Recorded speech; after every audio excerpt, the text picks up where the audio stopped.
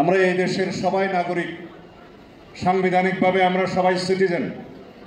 এখানে কেউ যেন আমরা সম্প্রদায় না হই, আমরা যেন সবাই সিটিজেন হই। সেজন্য সিটিজেনের সমস্ত অধিকার সাংবিধানিকভাবে যা উল্লেখ করা হয়েছে সেটা কার্যকরভাবে প্রয়োগ করাই হবে আমাদের লক্ষ্য। ধর্ম যার যার, রাষ্ট্র সবার, ধর্ম যার যার, নিরাপত্তা পাবার অধিকার সবার। আমরা কেউ সম্প্রদায় নই।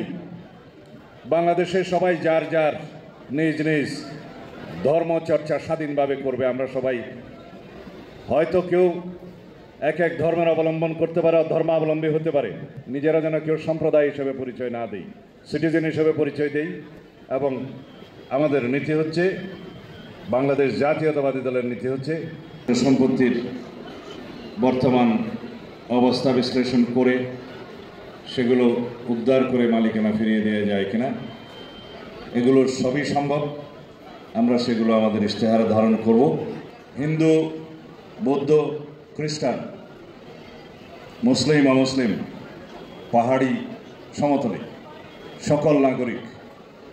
সকল নাগরিকের সমন্বয়ে আমরা একটি ঐক্যবদ্ধ সমন্বয়ের রাজনীতি করি এবং এই সমন্বয়ের রাজনীতিকেই আমরা রাষ্ট্র পরিচালনার মূলনীতি হিসাবে গ্রহণ করি।